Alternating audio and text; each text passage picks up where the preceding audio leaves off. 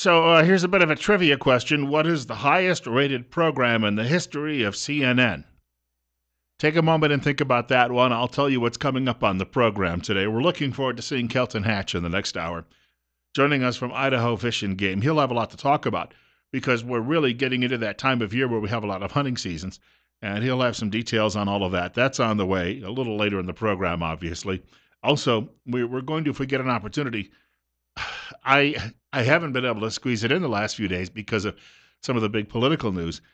But there's a junior Jeffrey Dahmer getting his start in the Rupert area by torturing animals. And if we get an opportunity as well this morning, I'd like to address that. But I know that a lot of Americans, and that includes a lot of people here in the Magic Valley, watched the debate or debates on CNN last night. I was watching the early debate with the four candidates, and I've got to tell you what, that format is a little easier to take. With four people on stage, I think it's easier to concentrate on what's going on. You get a good give and take. And I was sitting there thinking, I don't agree with all of these guys. I would give it, the first group, the four, I would give it as a tie to Lindsey Graham, who spoke well about foreign affairs, and then Bobby Jindal, who is known as what they call a policy wonk. That is, he really has done his homework. George Pataki, though, sounded fine. He's one of the few candidates I actually personally know. I'd have to sit back and think about this for a while, but I know I've met three of the candidates. Two of them are Republicans, John Kasich and George Pataki. I actually, though, know George Pataki and Hillary Clinton from my days working in broadcast media, news media in Syracuse, New York, when they were both regularly on the local political scene. One as governor and the other as a U.S. senator. But I have to tell you, I thought that first debate was a tie between those two men. Rick Santorum, it's a shame because he had such a good showing in 2012. Spoke well last night, very eloquent man. But again, the people who are following his campaign are pretty much saying, look, we've got three or four other people who are a lot like you this year. And people are going with the new faces. And the second debate, I really didn't watch all of it because I do have an early bedtime because I have a very early wake-up call about 3:30 in the morning to get up and start prepping for this show. But there were numerous places I could go and I could actually find various reviews of what happened, and I actually got to see most of it this morning, just listening to it in the reviews, the video that I had at my desk.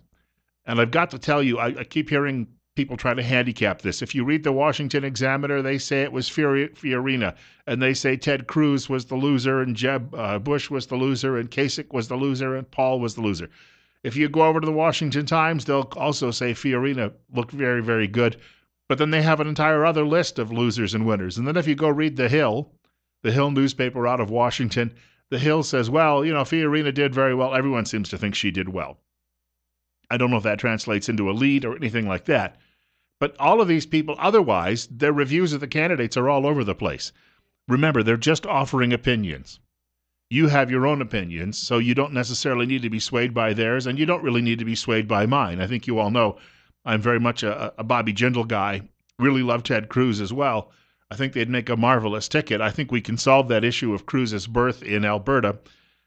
We'll get over that, and I think at that point, once we narrow this down, even though he's currently in the second tier, Jindal could appear on a ticket somewhere as a vice presidential candidate, which would be very high profile for him. He and Cruz both being very young men, still well under I say that from my perspective. They're both under 50.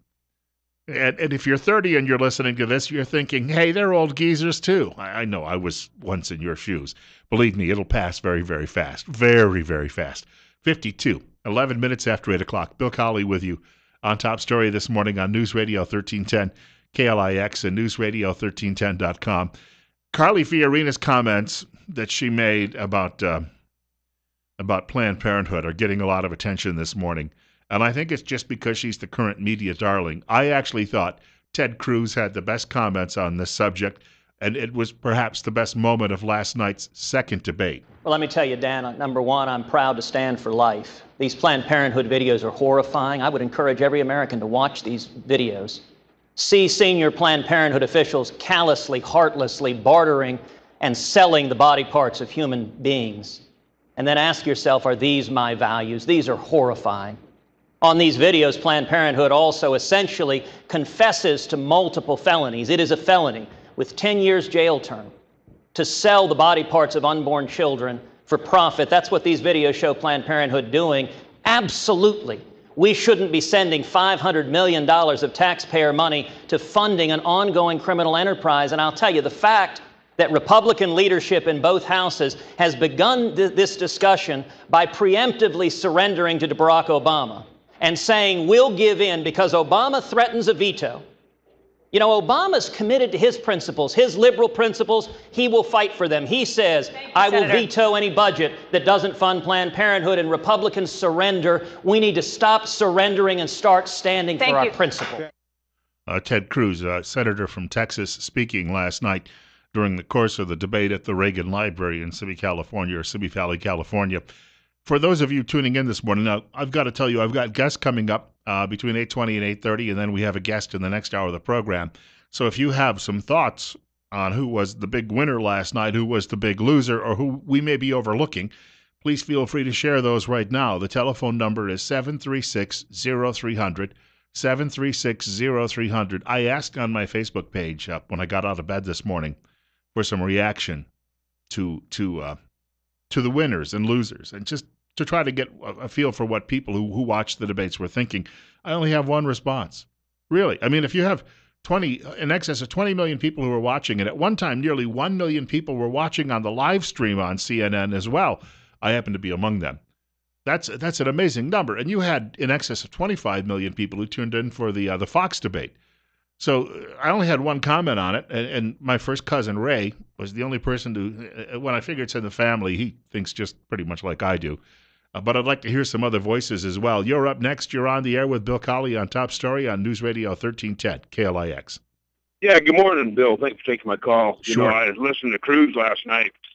I wasn't completely on his side, but after that last snippet you played, when I listened to it last night, that's what won me. Because, see, he had guts enough to stand in front of all his colleagues and try to stop this damn stuff Obama's pulling. And he had guts enough to stand on national TV in this debate and call out Obama. Yeah. You're not hearing it anyplace else. Unfortunately, our Republicans are cowards. Now, I used to be a Republican. I'm hardcore conservative, always will be. But this crap of kowtowing to Obama, I will veto. Well, veto the damn thing, you jerk. Let's find out what happened. You know? But that's where this is where the people got to stand up. Now, Carly, I thought she did a fantastic job. She stood up for herself, only woman up there. I think her and Hillary, I think she would tear Hillary up like a big old tomcat. I think it's a great point, and I thank you much for the telephone call. Carly Fiorina, and I have some of her comments as well. I have a lot of sound clips, in fact, this morning from various candidates, and it's sad I won't be getting to all of them. You know, if I was here for 4 hours or so, we could probably go through this with a fine-tooth comb. You're up next. You're on the air on Top Story with Bill Colley. Hi. Good morning. I just wanted to say that Donald Trump is a huge disappointment. I think he's degrading to everyone around him. I just think that he did a poor job last night on this debate. I love Carly. I love Ted Cruz. And I agree Bobby Jindal really showed himself well, too. Yeah, I'd really like to see him on that big stage the next time around. Yeah, for sure. And people really need to be looking at these candidates as our future and our children's future and take it seriously. And in my opinion, Donald Trump is a joke, and he is very boastful and self-loving. Not a good thing for our country. I thank you for the call. In fact, Trump afterward was being interviewed, and somebody asked him, you know, who do you think won? And normally he would say me, and he didn't say that last night. So I think he knew that it wasn't perhaps his best performance.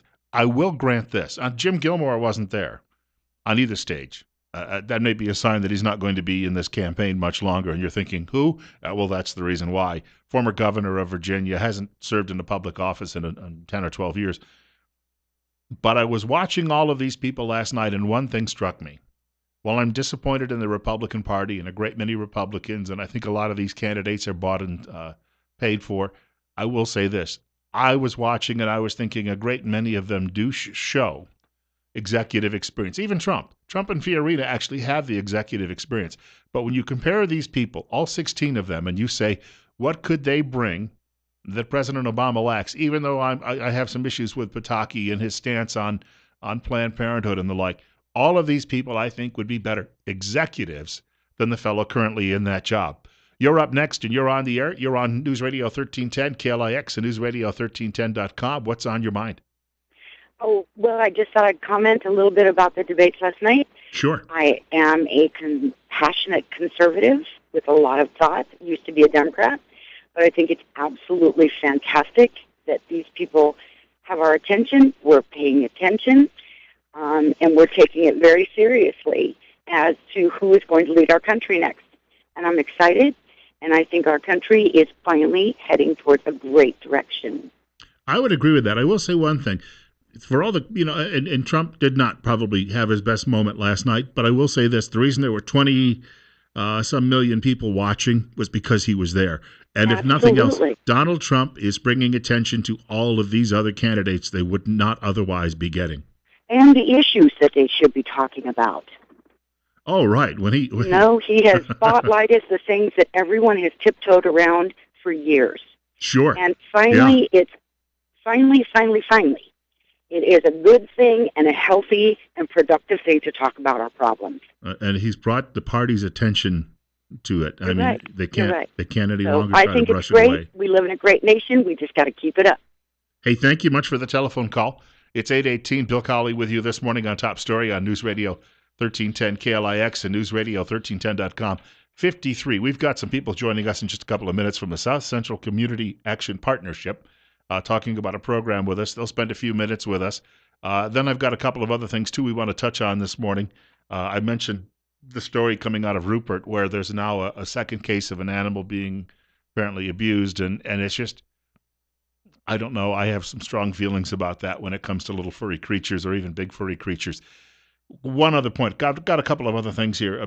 Some people say Scott Walker performed well last night, but that pretty much his time is already done. I won't get to all of these this morning, obviously, but this is Walker speaking on the stage. There's a lot of great people up here, and you've heard a lot of great ideas out there. But I would ask the American people, look at who's been tested. When there were 100,000 protesters in my capital, I didn't back down. When they issued death threats against me and threats against my family, I didn't back down. When they tried to recall me, I didn't back down. And when they made me one of their number one targets last year, I didn't back down. There you go. And I've got a number of these. If we can find a way to get some of these candidates, at least a quick soundbite with them that gives a little flavor of what they said last night, because my personal feeling was even people like Chris Christie, who I'm not sure I would ever vote for in a primary, very strong on the stage last night. Bill Colley with you this morning, News Radio 1310, KLIX, newsradio1310.com, 20 minutes after 8 o'clock on a somewhat cloudy morning, but we've got some great weather coming up over the next few days. I saw a story this morning on the Associated Press wire as I was getting ready for the show today, and we haven't had a chance to really comment yet about that story out of Rupert, where you had a pony that was tortured. The reward, I think, is approaching, I think I read that it was $45,000 for information on this, and then the public has been very gracious donating to it as well. Now, in an unrelated, the sheriff says he believes it's unrelated. Sheriff of Minidoka County says he believes it's unrelated, but they discovered apparently a rabbit, and the entrails had been stretched out along a fence outside a high school in Rupert. Now, all right, I have friends who grew up hunting rabbits, and I do know that they're edible, and I can see that. This is clearly a matter of a different nature, and hunting an animal, even for sport, you generally aren't looking to have that animal suffer a slow and agonizing death. Hunting an animal because you're hungry and you need the food, and I know people out there who say, well, just send them to the grocery store and we'll give them food stamps. Look, having grown up in rural America, and most of you listening have a very similar background, most of you listening likely are native to this area, and you know what I mean. There are people out there, when it comes to hunting, it's how you feed your family through those cold winter months. So I understand all of that, but there's a difference between torturing a small rabbit and stretching its entrails out along a fence at a school, or even torturing a pony. I mean, what's in the minds of these people? Was somebody doing bad things to them with kitchen utensils as they were growing up? 8:43. Bill Colley with you this morning on Top Story on News Radio 1310 KLIX and newsradio1310.com. You can reach our program today by dialing 736-0300. That is 736-0300. And I remember the Timothy, what was his last name? Dahmer. Was it Timothy? Jeffrey Dahmer. Jeffrey Dahmer case way back in Ohio in the late 80s, early 90s. And this guy was going around killing other people, and he was then chopping their heads off and spray painting their skulls and putting them up on his hearth. And it was discovered that when he was a little boy, that in his backyard he was torturing animals. So the people who torture animals often end up being the people later on who become serial killers, and they torture human beings. This is a very serious matter. Now, if the two things are unrelated, the people who tortured the pony and the people who tortured the rabbit, then you've got a couple of future Jeffrey Dahmers roaming around in Rupert. So what are we going to do to put a stop to this? You see, because sooner or later, one of these kids, or perhaps even older, is going to brag about what they did. They can't help themselves, right? It's gotten TV attention and radio attention and newspaper attention, so they'll be bragging about what they did. And I think when that happens, if you hear it, what are you going to do? I mean, are you going to just stand by and let it happen, or just try to ignore it and say, well, I don't want to get involved with this? We just had a conversation with a sheriff's captain a couple of minutes ago about how this type of stuff, you really need to be involved. I mean, you can't just say, well, we'll let someone else handle it. But I'd be curious to know if anyone living in that area has any inkling about what might be going on here. And certainly if you live in that area, you've got to realize it doesn't present a very good picture of your community. Just something that I wanted to bring up this morning, and I wasn't sure we'd have a chance, but it's been I hate to even read these stories. I almost shudder when I see the headlines. And then I force myself to do it because of what I'm doing for a living. It's like hearing the stories of little babies being pulled apart by Planned Parenthood so they can sell the internal organs. It's the same thing. You get a nauseous feeling. But we've got to do something about evil. Is out there in this world. It's never going to go away, but you can stand up against it, and I think we're commanded to do that.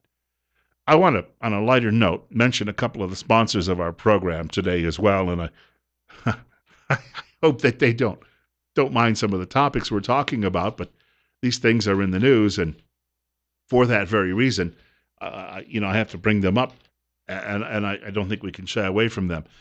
But yes, on a happier note, and happier notes, we have a number of people who've been just wonderful helping us, in a sense, underwrite this program, because they're willing to support it. They're willing to support KLIX and really Top Story as well. And I wanted to mention a couple of them this morning. First of all, Dr. Jonathan Tripp was in the studio with us yesterday, and I thought we had just a great half hour with him.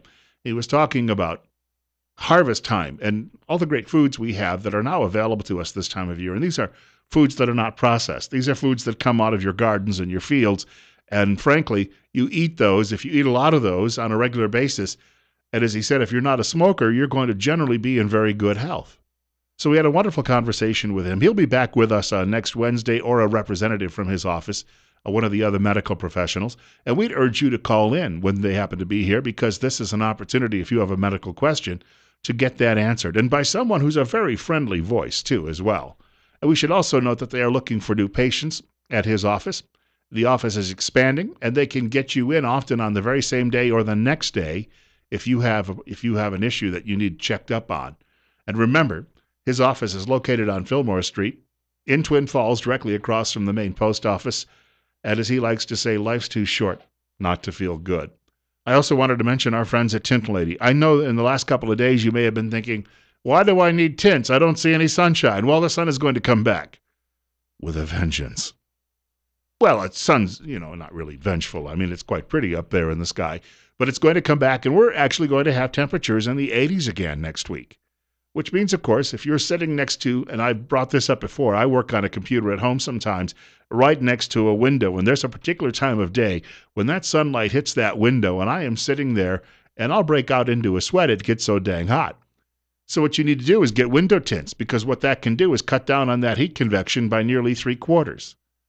And that'll also, in the summertime, save you a considerable throw when it comes to air conditioning. Home window tinting, office window tinting, and they'll do automobiles too, and paint protection. You can get a free estimate. The office is at 1887 Highland Avenue East in Twin Falls. Locally owned and operated, over 20 years of experience. Now, the office is open Monday through Friday, 9 a.m. to 5 p.m., Saturday by appointment only, and closed on Sundays. The telephone number is 736-8469. Also, go online, tintlady.idaho.com. I was talking at the beginning of the program about the presidential debate last night. Well, it's a candidates debate for the Republican nomination, so I guess you can't really, well, it's still presidential. They all want the job, don't they? There were 2 debates. There were 15 different candidates. There were 4 in the first debate, and then they were followed by 11. Why didn't CNN, why don't they just say, hey, look, got 15 candidates, put 8 in one and 7 in the other, so it's a little bit more balanced. And not, the second debate was very unwieldy. If you had to sit there and watch it, and a lot of people did. We were talking about this earlier. It's the highest rated program in the history of CNN. CNN has been on the scene for 35 years. Highest rated program in the history of that network. And we pointed out the reason, only one reason, Donald Trump was there. Whether you like him or not, the other candidates have to be realizing at this point, he's giving them exposure to an audience that is 4, 5, 6 times larger than they would otherwise get to see. This is Rand Paul, who people say is probably fading fast as a candidate, U.S. Senator from Kentucky, also backed, we should point out, by Raul Labrador, congressman from here in Idaho. Labrador is essentially managing Paul's campaign here in the Northwest. The remark was made that there hadn't been anyone else on the podium opposed to the Iraq War. I've made my career as being an opponent of the Iraq War. I was opposed to the Syrian War. I was opposed to arming people who are our enemies. Iran is now stronger because Hussein is gone. Hussein was the great bulwark and counterbalance to the Iranians. So when we complain about the Iranians, you need to remember that the Iraq War made it worse. This is a man who unfortunately, a couple of years ago, his message was really resonating. And then the world got a lot nastier again with the Russians and the Chinese flexing muscles and the Iranians flexing muscles and the North Koreans flexing muscles. And Paul is seen as a guy who he follows that old advice of George Washington, don't get involved in foreign entanglements. But Americans don't see it that way. They haven't seen it that way, likely since about 1941. 8:51, Bill Colley with you on Top Story on News Radio 1310 KLIX. and newsradio1310.com. It's 53, and I've been asking people this morning, I did so, in fact, at the top of the show. I've been asking people this morning if they have a gut feeling as to who a winner and loser was during the course of this debate last night. Caller in the first segment of the show today said this might have been the Waterloo for Donald Trump. Here's Donald Trump having a bit of a, what you might call, tussle with Jeb Bush. Your brother's administration gave us Barack Obama because it was such a disaster those last 3 months that Abraham Lincoln couldn't have been elected. You know what? As it relates to my brother, there's one thing I know for sure. He kept us safe. I don't know if you remember, Donald. You remember the rubble? You remember the firefighter with his arms around it? He sent a clear signal that the United States would be strong and fight Islamic terrorism, and he did keep us safe. I don't know, you feel safe right now? I don't feel so safe. Trump getting, I guess, the final zinger in there. Do you feel safe right now? And he had an ally of all people last night over at MSDNC. They didn't get the debate, and I don't think the Republicans are going to appear there. But Trump's thoughts were echoed by Chris Matthews, of all people, uber liberal at MSDNC, who said, did he keep us safe? I don't know. The attacks happened during his watch. We have a caller with us. You're up next, and you're on News Radio 1310 KLIX. One thing I got to give to Trump, and I always have given it to him, is he calls it like he sees it. He has his finger on the pulse of America, and what he just said in that last clip is a perfect example. The Tea Party started because of George W. Bush. Yeah, it was not Barack Obama who got that rolling. It rolling. wasn't Barack Obama. So he's got it, but I still don't like him that much. Sorry. Hey, thank you much for the telephone call. Chris Christie, speaking of people who used to at one time have a real serious shot at the presidency, at least the Republican nomination, and then even though he talks a good game and he's very blunt, like Trump, in fact, until Trump came along, Christie was considered the guy to be the most blunt of all of the candidates. He's just not considered very conservative, and in the primaries, conservatives happen to rule. This is Chris Christie having a bit of a discussion on the stage. Who's going to prosecute Hillary Clinton? The Obama White House seems to have no interest. The Justice Department seems to have no interest. I think it's time to put a former federal prosecutor on the same stage with Hillary Clinton, and I will prosecute her during those debates on that stage for the record that we're talking about here. You know, Hillary Clinton was on TV last night, I believe, on Jimmy Fallon's show. And this is what gets me. You've got all of these people in establishment news media who have had an opportunity to ask her some serious questions. Fallon came right out and said to her, why don't you just release all of the dang emails? If you're that confident you did nothing wrong, release them. I haven't heard that really coming from anybody. Well, obviously news media is essentially, they're all fellow travelers with her campaign. But a comedian had to ask her that question and browbeat her about it on TV last night. She probably won't be going back on that show for a while. I mean, she tried to get away with it saying, well, some of these emails would be boring. Well, you know, you are too, but we're still asking, was there anything criminal going on in them? And I think that sometimes is something that we lose here. Ben Carson, a lot of people say that last night that Mr. Carson, who has been on a steady rise in the polls, was somewhat of a non-factor during the course of the event. Index that so that we never have to have this conversation again in the history of America. I think we also have to have two minimum wages, a starter and a sustaining, because how are young people ever going to get a job if you have such a high minimum wage that it makes it impractical to hire them? No, I think that he did fine, but apparently when it comes to the questioning, and why did they do a debate with CNN? Because you're not going to, a friend of mine said, you're not going to see the Democrats doing a debate on Fox. So why do the Republicans think they have to be dealing with the people at the Communist News Network? You could do all of your debates on Fox. Why not? Why do you think you've got to spread it out? You know, there's a line, Eric Erickson repeats it quite often about the Republican Party, referring to it as the stupid party, that they just sometimes don't get it. And that's the reason that Democrats, and some, at least on the presidential level, have been running circles around them over the last few years. Meanwhile, remember the name John Huntsman? He was, of course, a candidate from Utah who was running for president as a Republican 3 years ago, and he didn't last long, but he was just, the liberal media loved the guy. They feel the same way about John Kasich. This is John Kasich speaking at last night's event, a man that the liberal media is trying to promote but still not getting much traction. People still have to get to know me, so I want to spend my time talking about my experience reforming welfare, balancing budgets, cutting taxes, providing economic growth when I was in Washington, turning Ohio around, $8 billion in the hole, $2 billion surplus, up over 300,000 jobs, big tax cuts. I read a great comment of the Washington Examiner about Kasich, and the writer today said this. He said something to the effect of, the reason the media likes Kasich is because Kasich keeps telling Republicans, no, you've got it all wrong.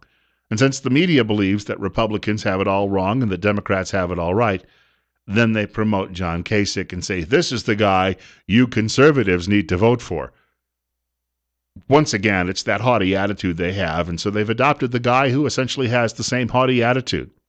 Carly Fiorina, everyone says she had a tremendous performance last night. I want to share just a little bit of that, too. Clinton is going to have to defend her track record of lying about Benghazi, of lying about her emails, about lying about her servers. She does not have a track record of accomplishment. Like Mrs. Clinton, I too have traveled hundreds of thousands of miles around the globe. But unlike Mrs. Clinton, I know that flying is an activity. It is not an accomplishment. Mrs. Clinton, if you want to stump a Democrat, ask them to name an accomplishment of Mrs. Clinton's. And I'm not really sure that Carly Fiorina is a conservative. I mean, she ran for a Senate seat in, California a few years ago. And I don't know that in California, Republicans generally have to tack to the left as they're running in any race. And she seemed very comfortable at doing that. But I will give her credit. Like like Trump in many ways, she is really getting under the skin of some of her opponents, in this case, Hillary Clinton, which I think is an absolutely wonderful thing. Proof, perhaps, that there is a God out there.